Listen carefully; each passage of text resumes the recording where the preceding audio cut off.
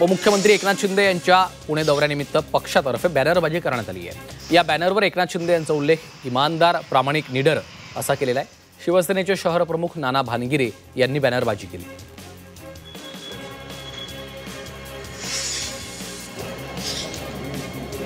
मावळमध्ये निवडणुकीचं बिगुल वाजलंय। राष्ट्रवादीने जिल्हा परिषदेच्या शर्यतीसाठी पहिला उमेदवार जाहीर केलेला आहे। मावळचे आमदार सुनील शेळके यांनी कारला खडकाळा या गटातनं दीपाली हुलावळे यांच्या उमेदवारीची घोषणा केली। यानिमित्त आयोजित पैठणी कार्यक्रमात महिलांची प्रचंड गर्दी झाली होती। वाशिम जिल्ह्यातील 4 नगर परिषदांच्या आणि एका नगरपंचायत निवडणुकीच्या हालचालींना वेग आलाय। उमेदवारी अर्ज भरण्यासाठी एकच दिवस शिल्लक आहे, त्यामुळे भाजपकडनं इच्छुक उमेदवारांकडनं अर्ज दाखल करण्यासाठी मोठी गर्दी होते। विशेष म्हणजे या संपूर्ण प्रक्रियेमध्ये महिलांची उपस्थिती मोठ्या प्रमाणामध्ये वाढल्याचं दिसून येत आहे। आगामी नगर परिषद आणि नगरपंचायत निवडणुकीच्या पार्श्वभूमीवर अमरावती जिल्ह्यात शिवसेना ठाकरे पक्षाची जोरदार तयारी सुरू झाली आहे। अरविंद सावंतांनी जिल्ह्यात बैठक घेतली। या बैठकीला जिल्हा प्रमुख, तालुका प्रमुख तसंच इच्छुक उमेदवार मोठ्या संख्येने उपस्थित होते। त्यानंतर इच्छुक उमेदवारांच्या मुलाखती घेण्यात आल्यात।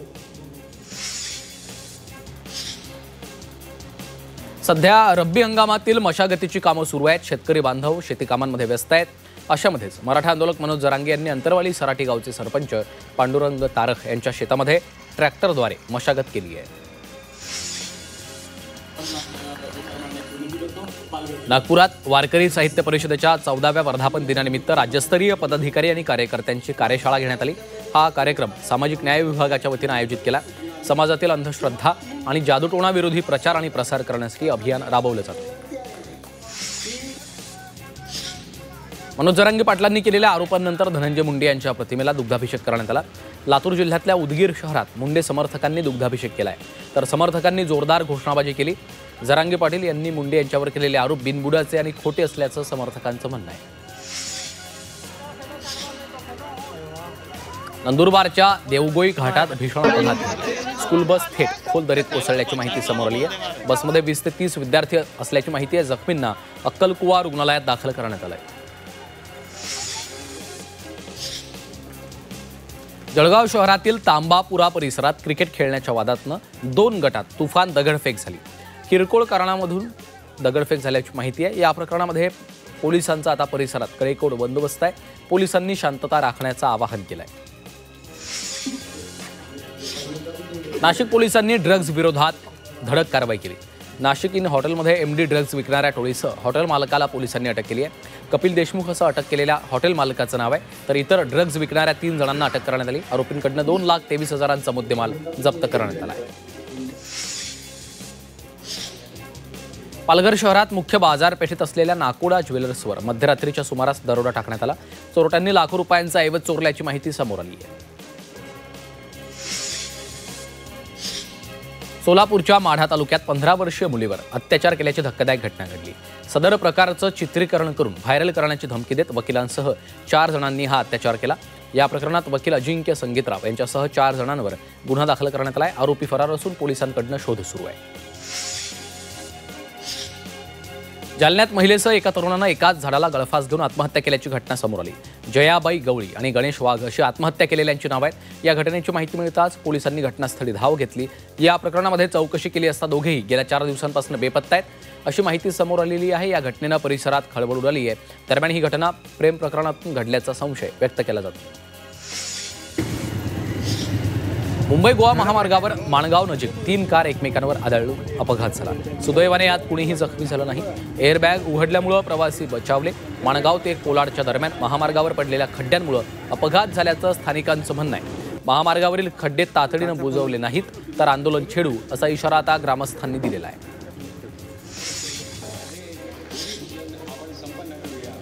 गडचिरोलीतील राजेश्वर पल्ली इथं ruby hospital and wellness private लिमिटेडच्या रुग्णालय आणि कॉलेज कॅम्पसचं मुख्यमंत्र्यांच्या हस्ते भूमिपूजन करण्यात आलं। सुमारे 1400 कोटी रुपयांच्या या प्रकल्पात केजी ते पीजी शाळा, वैद्यकीय महाविद्यालय, रुग्णालय, फार्मसी, नर्सिंग असणार आहे। या प्रकल्पामुळे दक्षिण भागासह सिरोंचा तालुका आणि 3 राज्यांचा सीमावर्ती भाग विकासाच्या प्रवाहात येणार आहे।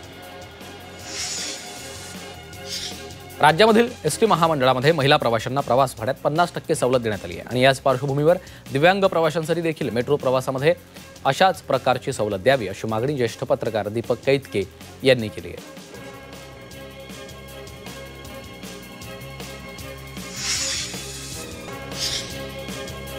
सातारा आरटीओ कार्यालयामधील अनेक तक्रारी असलेल्या लिपिकाची तातडीनं बदली केली आहे। या मागणीसाठी वाहतूक महासंघाचे सातारा जिल्हाध्यक्ष प्रीतम हत्तेकर यांनी परिवहन आयुक्तांच्या दालनासमोर उपोषण सुरू केलं होतं। अखेर त्यांच्या आंदोलनाला यश आलेलं आहे। निफाडच्या कुंभारीमधील जिल्हा परिषद शाळेतील विद्यार्थ्यांनी अघोषित संप पुकारला। शाळेतील शिक्षकांची बदली रद्द करण्याच्या मागणीसाठी विद्यार्थ्यांनी शाळेत न जाण्याचा निर्णय घेतलाय। त्यामुळे शिक्षण विभागानं विद्यार्थ्यांच्या आंदोलनाची दखल घेऊन योग्य निर्णय घेण्याची मागणी केली जाते। ग्रामपंचायत कर्मचाऱ्यांच्या वेतनासाठी शासनाकडून लादली जाणारी वसुलीची जाचक अट रद्द करण्यात आली। ग्रामपंचायत कर्मचाऱ्यांच्या आंदोलनाला यश आलेलं आहे। आता शासनाकडून ग्रामपंचायत कर्मचाऱ्यांच्या किमान वेतनासाठी थेट अनुदान मिळेल अशी माहिती देण्यात आली आहे। बीडच्या परळीमधील शिरसाळ्यात धनंजय मुंडे यांच्या समर्थकांनी त्यांच्या फोटोला दुग्धाभिषेक घालत जरांगे पाटलांच्या आरोपाचा निषेध केलाय। माझ्या हत्येचा कट रचल्याचा गंभीर आरोप जरांगे पाटलांनी धनंजय मुंडेंवर केला होता। त्यामुळे मुंडेंच्या समर्थकांनी जरांगे पाटलांच्या आरोपाचा निषेध केलाय।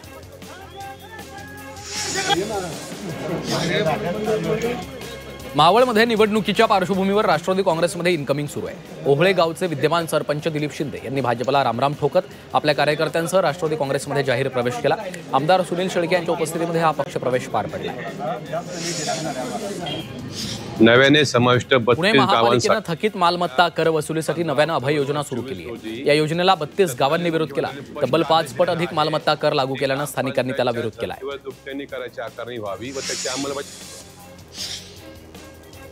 नाशिकच्या मनमाडमध्ये आमदार सुहास कांदे, आमदार राहुल आहेर, भाऊसाहेब चौधरी यांची संयुक्त बैठक झाली। मनमाड, चांदवड, येवला, नांदगावसह नाशिक जिल्ह्यात आम्ही नगर परिषद, नगरपंचायत आणि जिल्हा परिषद निवडणूक एकत्रितपणे लढणार असल्याचं सुहास कांदे, राहुल आहेर यांनी म्हटलेलं आहे। पालघरमध्ये निवडणुकीसाठी 15 प्रभागातनं 30 सदस्य आणि नगराध्यक्ष पदासाठी निवडणुका होणार आहेत। यासाठी 56 मतदान केंद्र निश्चित केली आहेत। तर पालघर शहरातील मतदार संख्या 55,000 इतकी आहे। पालघरमध्ये भाजप, शिवसेना आणि महाविकास आघाडी अशा तिरंगी लढत होणार आहे। बँका आणि पतपेढ्यांमधून पैसा मोठ्या प्रमाणामध्ये अचानक काढला जातो। यावर राज्य निवडणूक आयोगाची करडी नजर असणार आहे। निवडणुकांमधील गैरप्रकार रोखण्यासाठी निवडणूक आयोगानं मार्गदर्शक सूचना देखील तयार केल्या आहेत।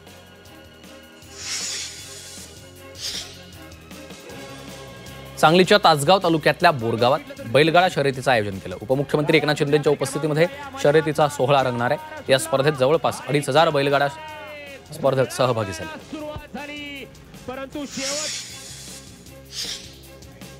येवला तालुक्यातील ग्रामीण भागात खासदार समीर भुजबळांच्या हस्ते विविध विकास कामांचं भूमिपूजन झालं। कोटमगाव इथं इस्कॉन मंदिर रस्ता काँक्रिटीकरण, तलाठी कार्यालयाच्या नव्या इमारतींचं उद्घाटन अशा ठिकाणी कामाचं भूमिपूजन झालंय। पालघर जिल्ह्यातील आरोग्य व्यवस्थेसंदर्भात प्रकाश आबिटकर यांच्या दालनात बैठक झाली आहे। यावेळी आमदार राजेंद्र गावित यांनी विविध समस्या मांडल्यात। दरम्यान रुग्णालयाची रखडलेली सर्व कामं तत्काळ सुरू करण्याच्या सूचना आबिटकरांनी दिल्या। साताऱ्याच्या खटाव तालुक्यातल्या औंध जवळच्या वरुड गावात सरोवर प्रकल्पाचं लोकार्पण झालंय। ग्रामविकास मंत्री जयकुमार गोरे यांच्या हस्ते सोहळा पार पडलाय। यावेळी जयकुमार गोरे यांनी सरोवराचं काम पाहून गावकऱ्यांच्या उपक्रमाचं कौतुक केलंय। रत्नागिरी जिल्ह्यातील मिऱ्या समुद्रकिनारी मासे पकडण्याची स्पर्धा आयोजित करण्यात आली आहे। या स्पर्धेसाठी 150हून जास्त पर्यटक सहभागी झाले।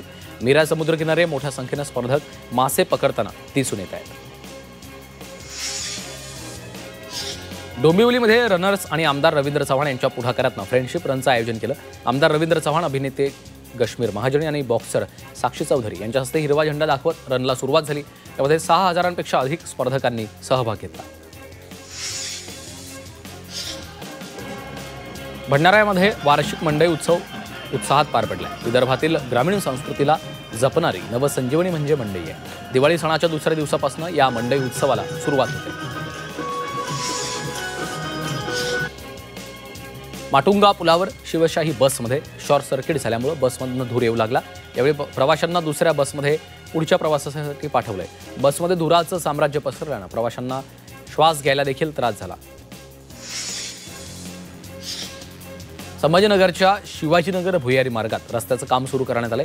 यासाठी भुयारी मार्ग बंद केल्यामुळे हजारो नागरिकांची गैरसोय झाली आहे। वाहनधारकांनी बॅरिकेडिंग तोडून रस्ता सुरू केला, मात्र काही वेळात पुन्हा एकदा रस्ता बंद करण्यात आला। त्यामुळे नागरिकांचे हाल होत आहेत।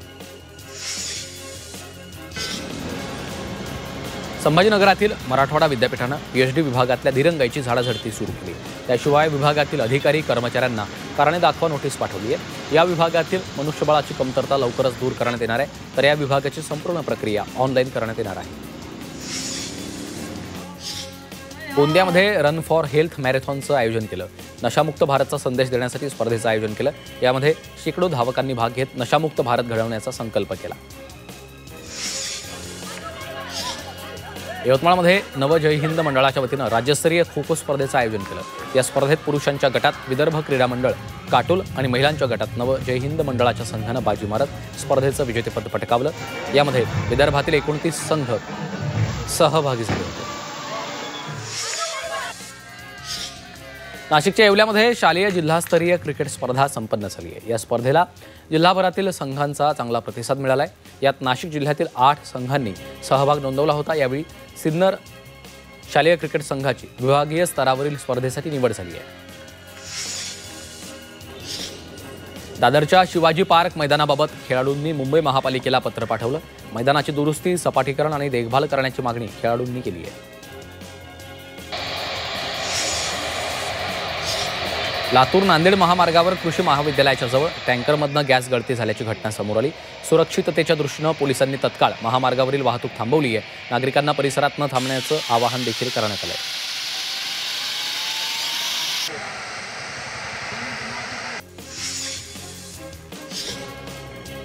एअर इंडियाच्या मुंबई ते लंडन विमानामध्ये तांत्रिक दोष झाल्यामुळे या विमानानं 6 तास विलंबानं उड्डाण केलं।